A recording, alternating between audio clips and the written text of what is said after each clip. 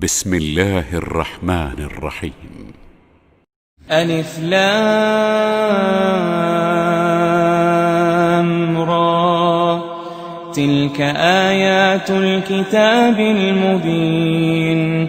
إنا أنزلناه قرآنا عربيا لعلكم تعقلون.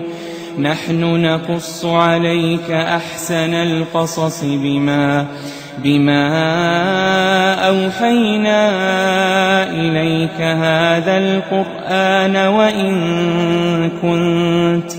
وإن كنت من قبله لمن الغافلين. إذ قال يوسف لأبيه يا أبت إني رأيت 11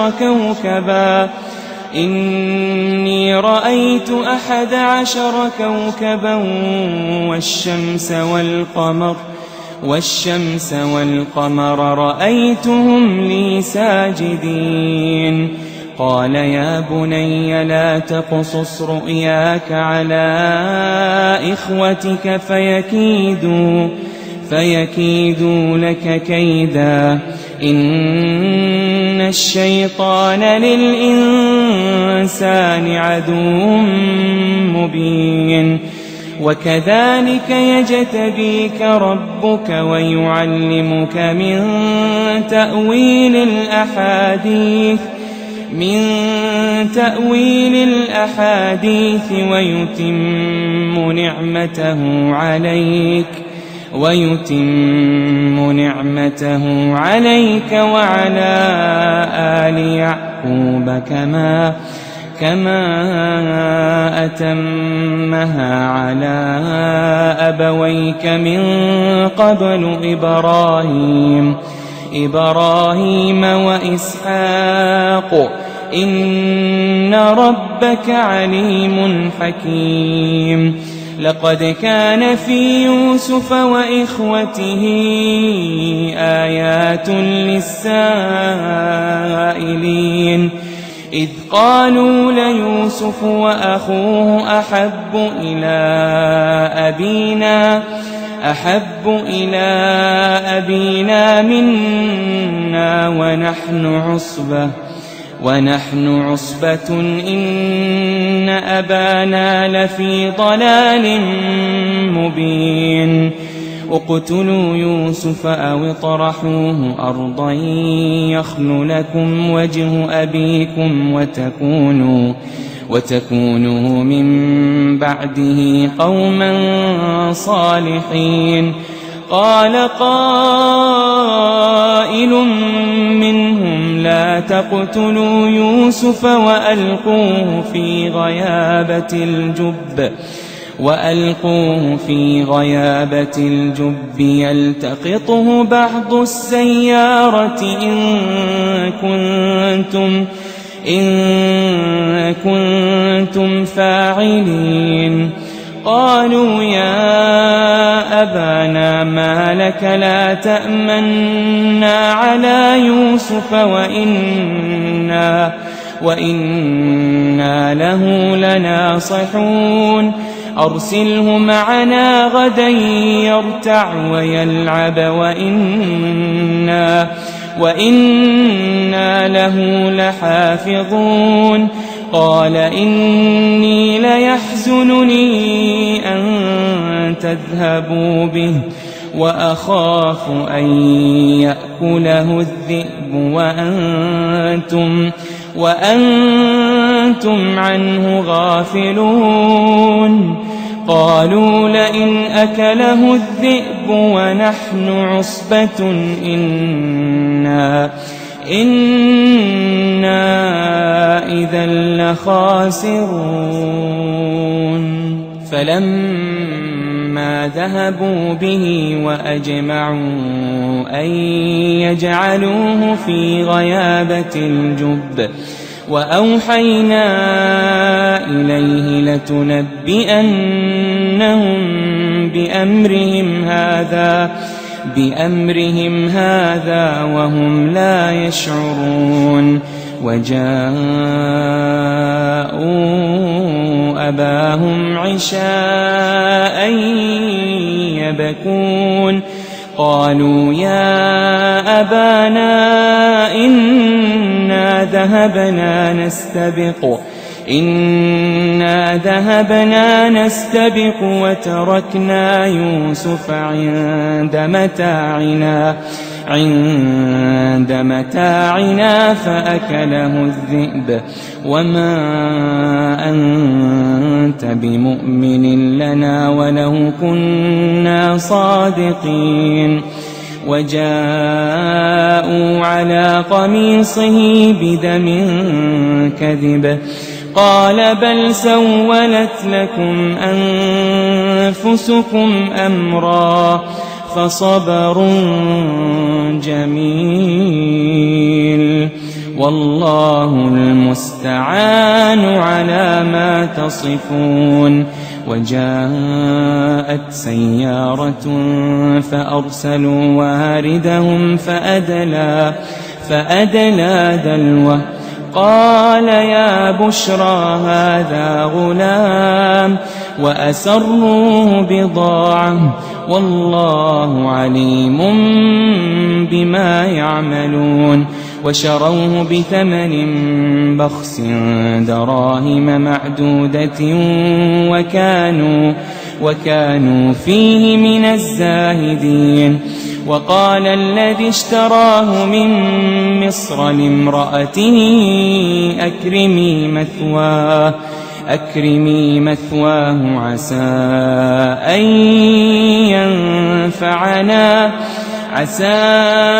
أن ينفعنا أو نتخذه ولدا وكذلك مكنا ليوسف في الأرض ولنعلمه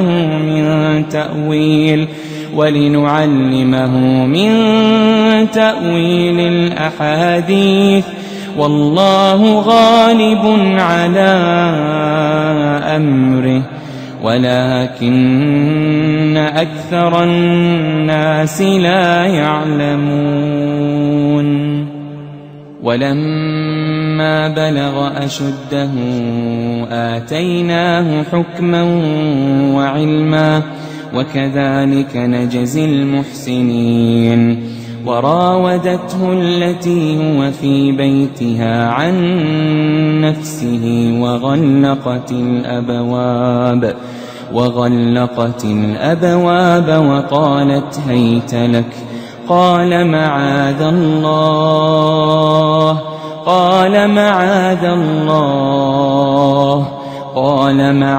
الله إنه ربي أحسن مثواي إنه لا يفلح الظالمون ولقد همت به وهم بها لولا أن رأى برهان ربه كذلك لنصرف عنه السوء والفحشاء إنه من عبادنا المخلصين واستبق الباب وقدت قميصه من دبر وألف يا سيدها لدى الباب قالت ما جزاء من أراد بأهلك سوءا إلا أن يسجن أو عذاب أليم قال هي راودتني عن نفسي وشهد شاهد من أهلها إن كان قميصه قد من قبل فصدقت وهو من الكاذبين وإن كان قميصه قد من دبر فكذبت وهو من الصادقين فلما رأى قميصه قد من دبر قال إنه من كيدكن إن كيدكن عظيم. يوسف أعرض عن هذا واستغفري لذنبك إنك كنت من الخاطئين. وقال نسوة في المدينة امرأة العزيز تراود فتاها عن نفسه قد شغفها حبا إنا لنراها في ضلال مبين. فلما سمعت بمكرهن أرسلت إليهن وأعتدت لهن متكئا وآتت كل واحدة منهن سكينا وقالت اخرج عليهن. فلما رأينه أكبرنه وقطعن أيديهن وقلن حاش لله ما هذا بشرا إن هذا إلا ملك كريم. قالت فذلكن الذي لمتنني فيه ولقد راودته عن نفسه فاستعصم ولئن لم يفعل ما آمره ليسجنن وليكون من الصاغرين. قال رب السجن أحب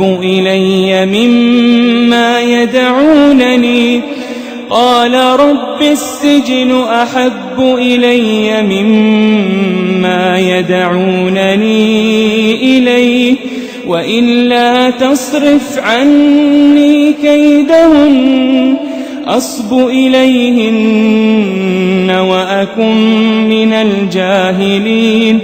فاستجاب له ربه فصرف عنه كيدهن إنه هو السميع العليم. ثم بدا لهم من بعد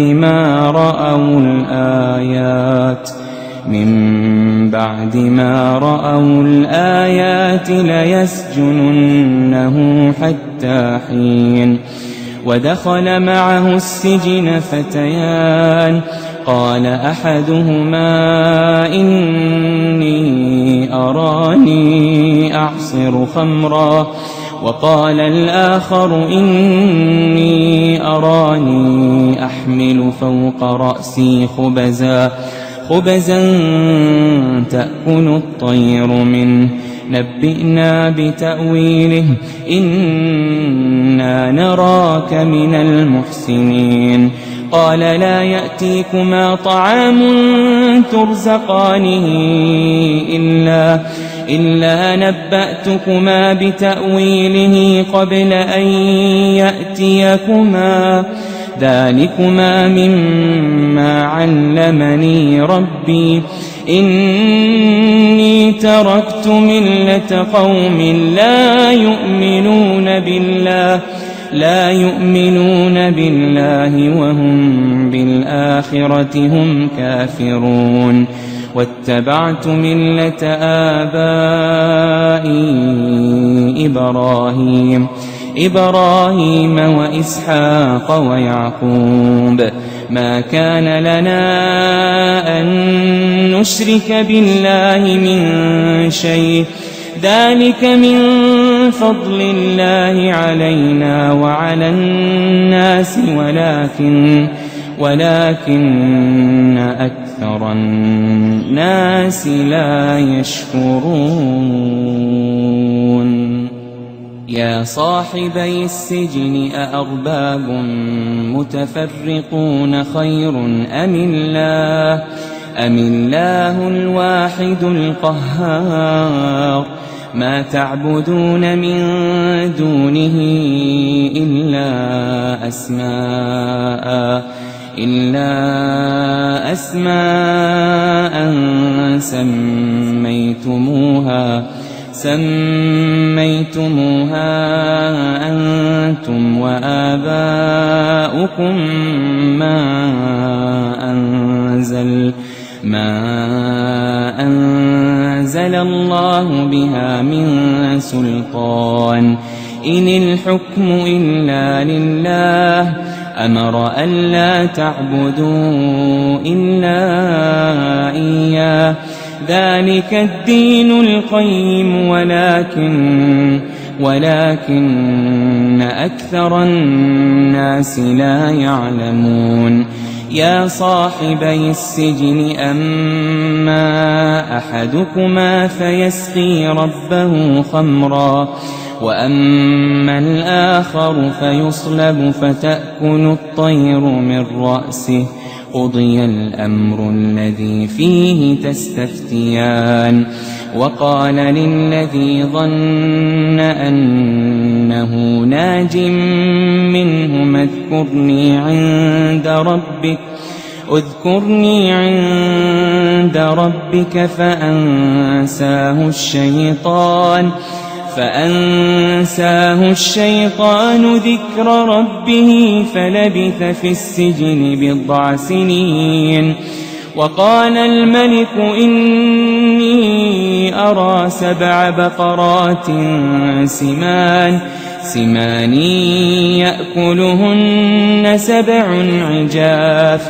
يأكلهن 7 عجاف وسبع سنبلات خضر وأخر يابسات يا أيها الملأ أفتوني في رؤياي إن كنتم للرؤيا تعبرون قالوا أضغاث أحلام وما نحن بتأويل الأحلام بعالمين وقال الذي نجا منهما وادكر بعد أمة أنا أنبئكم بتأويله فأرسلون يوسف أيها الصديق أفتنا في 7 بقرات سمان يأكلهن 7 عجاف وسبع سنبلات خضر وأخر يابسات لعلي أرجع إلى الناس لعلهم يعلمون قال تزرعون 7 سنين دأبا فما حصدتم فذروه في سنبله إلا قليلا مما تأكلون ثم يأتي من بعد ذلك 7 شداد يأكلن ما قدمتم لهن إلا قليلا مما تحصنون ثم يأتي من بعد ذلك عام فيه يغاث الناس وفيه يعصرون وقال الملك ائتوني به فلما جاءه الرسول قال ارجع إلى ربك فاسأله ما بال النسوة اللاتي قطعن أيديهن إن ربي بكيدهن عليم. قال ما خطبكن إذ راوتن يوسف عن نفسه قلن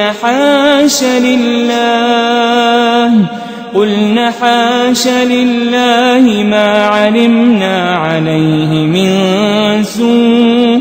قالت امرأة العزيز الآن حصحص الحق أنا راودته عن نفسه وإنه لمن الصادقين. ذلك ليعلم أني لم أخنه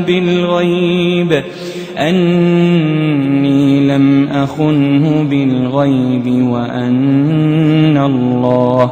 وأن الله لا يهدي كيد الخائنين.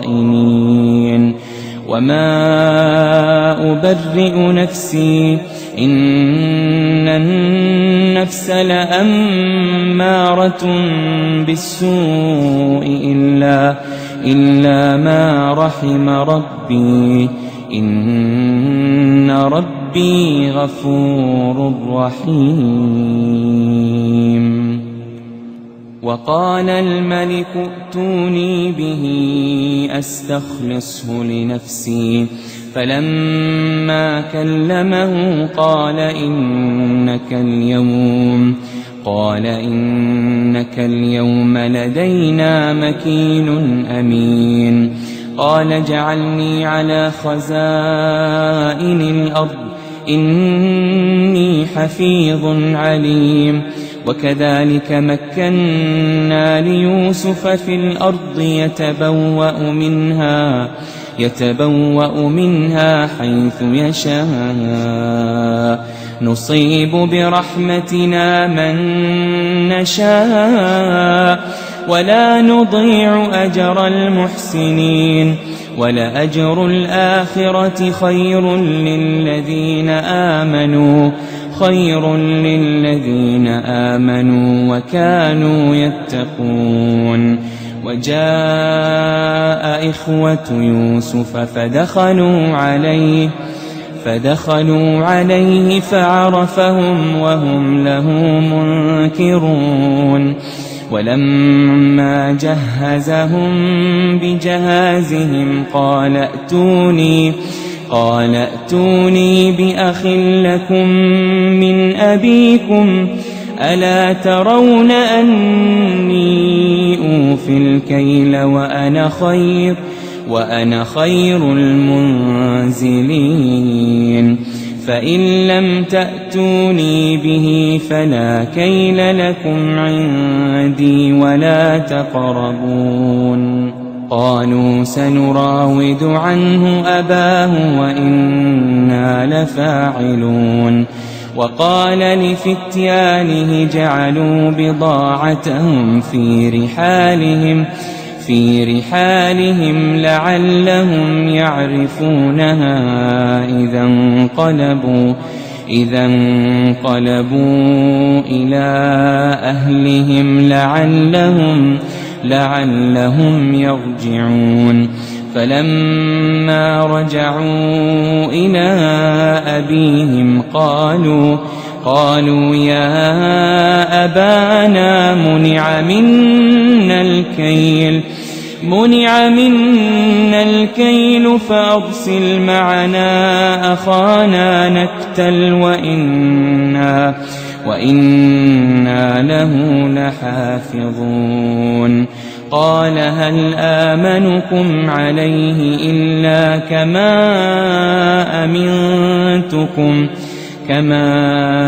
أمنتكم على أخيه من قبل فالله خير حافظا وهو أرحم الراحمين. ولما فتحوا متاعهم وجدوا بضاعتهم ردت قالوا يا أبانا ما نبغي هذه بضاعتنا ردت إلينا ونمير أهلنا ونحفظ أخانا ونزداد كيل بعير ذلك كيل يسير قال لن أرسله معكم حتى تؤتون موثقا من الله لتأتونني به إلا أن يحاط بكم فلما آتوه موثقهم قال الله على ما نقول وكيل وقال يا بني لا تدخلوا من باب واحد وادخلوا من أبواب متفرقة وما أغني عنكم من الله من شيء إن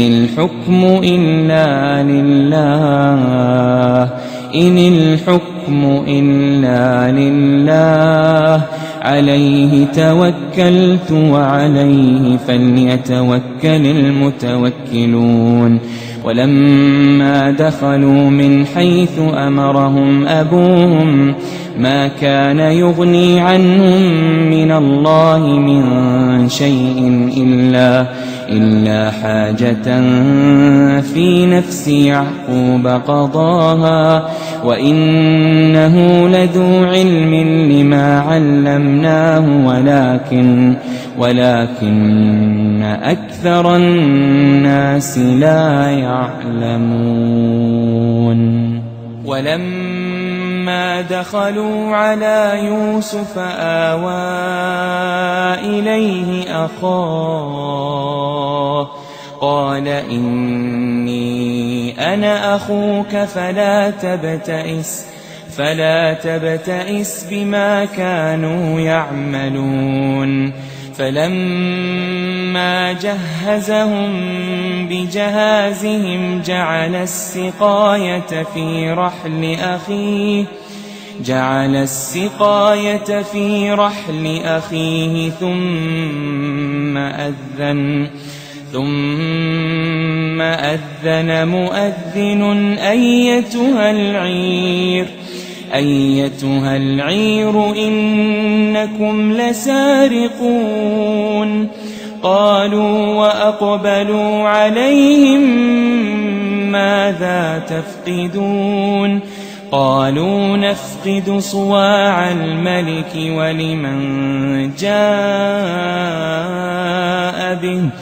ولمن جاء به حمل بعير وأنا به زعيم قالوا تالله لقد علمتم ما جئنا لنفسد في الأرض وما كنا سارقين قالوا فما جزاؤه إن كنتم كاذبين قالوا جزاؤه من وجد في رحله فهو جزاؤه كذلك نجزي الظالمين فبدأ بأوعيتهم قبل وعاء أخيه ثم استخرجها من وعاء أخيه كذلك كدنا ليوسف ما كان ليأخذ أخاه في دين الملك إلا أن يشاء الله نرفع درجات من نشاء وفوق كل ذي علم عليم قالوا إن يسرق فقد سرق أخ له من قبل فأسرها يوسف في نفسه ولم يبدها لهم قال أنتم شر مكانا والله أعلم بما تصفون قالوا يا أيها العزيز إن له أبا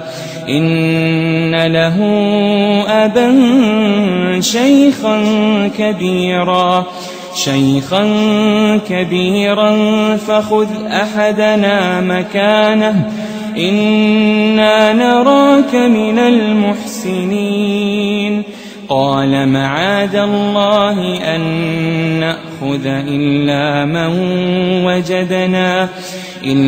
من وجدنا متاعنا عنده إنا إذا لظالمون فلما استيئسوا منه خلصوا نجيا قال كبيرهم ألم تعلموا أن أباكم قد أخذ عليكم موثقا من الله ومن قبل ما فرطتم في يوسف فلن أبرح الأرض حتى يأذن لي أبي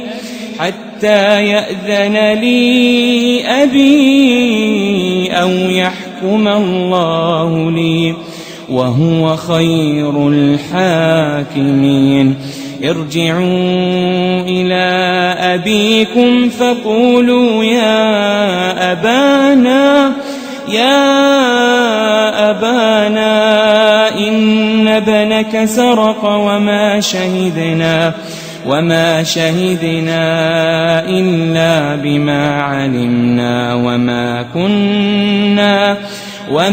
كنا للغيب حافظين واسأل القرية التي كنا فيها والعير التي أقبلنا فيها وإنا لصادقون قال بل سولت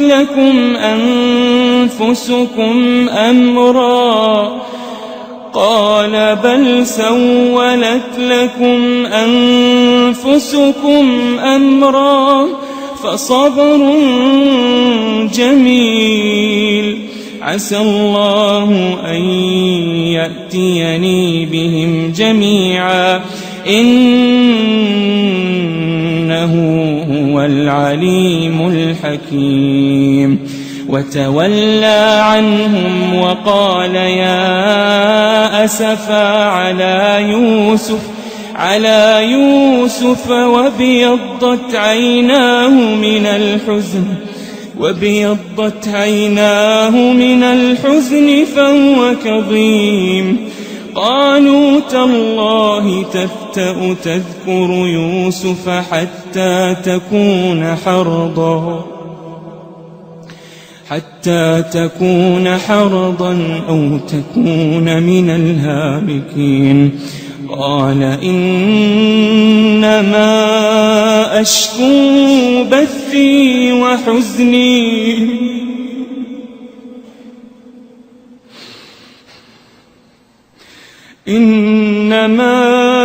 أشكو بثي وحزني إلى الله وأعلم من الله ما لا تعلمون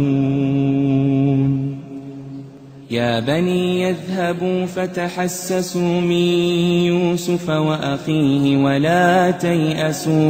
ولا تيأسوا من روح الله إنه لا ييأس من روح الله إلا القوم الكافرون فلما دخلوا عليه قالوا يا أيها العزيز مسنا مسنا وأهلنا الضر وجئنا ببضاعة مزجاة فأوف لنا الكيل وتصدق علينا إن الله يجزي المتصدقين. قال هل علمتم ما فعلتم بيوسف وأخيه إذ أنتم جاهلون؟ قالوا أئنك لأنت يوسف؟ قال أنا يوسف وهذا أخي قد من الله علينا إنه من يتق ويصبر فإن الله لا يضيع أجر المحسنين. قالوا تالله لقد آثرك الله علينا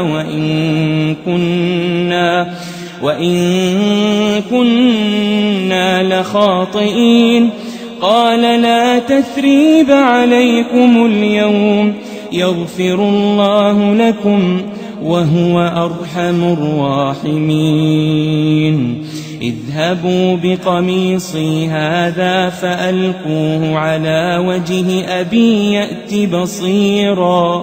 يأت بصيرا وأتوني بأهلكم أجمعين. ولما فصلت العير قال أبوهم إني لأجد ريح يوسف لولا أن تفندون. قالوا تالله إنك لفي ضلالك القديم. فلما أن جاء البشير ألقاه على وجهه فارتد بصيرا. قال ألم أقل لكم إني أعلم من الله ما لا تعلمون؟ قالوا يا أبانا استغفر لنا ذنوبنا إنا كنا خاطئين. قال سوف أستغفر لكم ربي إنه هو الغفور الرحيم. فلما دخلوا على يوسف آوى إليه أبويه وقال ادخلوا مصر إن شاء الله آمنين. ورفع أبويه على العرش وخروا له سجدا. وقال يا أبت هذا تأويل رؤياي من قبل قد جعلها ربي حقا وقد أحسن بي إذ أخرجني من السجن وجاء بكم من البدو من بعد أن نزغ الشيطان بيني وبين إخوتي إن ربي لطيف لما يشاء إنه هو العليم الحكيم. رب قد آتيتني من الملك وعلمتني من تأويل الأحاديث فاطر السماوات والأرض أنت ولي في الدنيا والآخرة توفني مسلما وألحقني بالصالحين. ذلك من أنباء الغيب نوحيه إليك وما كنت لديهم إذ أجمعوا أمرهم وهم يمكرون. وما أكثر الناس ولو حرصت بمؤمنين وما تسألهم عليه من أجر إن هو إلا ذكر للعالمين وكأين من آية في السماوات والأرض يمرون عليها وهم عنها معرضون وما يؤمن أكثرهم بالله إلا وهم مشركون أفأمنوا أن تأتيهم غاشية من عذاب الله أو تأتيهم الساعة بغتة وهم لا يشعرون قل هذه سبيلي أدعو إلى الله على بصيرة أنا ومن اتبعني وسبحان الله وما أنا من المشركين وما أرسلنا من قبلك إلا رجالا نوحي إليهم من أهل القرى أفلم يسيروا في الأرض فينظروا كيف كان عاقبة الذين من قبلهم ولدار الآخرة خير للذين اتقوا أفلا تعقلون حتى إذا استيأس الرسل وظنوا أنهم قد كذبوا جاءهم نصرنا فنجي من نشاء ولا يرد بأسنا عن القوم المجرمين لقد كان في قصصهم عبرة لأولي الألباب ما كان حديثا يفترى ولكن تصديق الذي بين يديه وتفصيل كل شيء وهدى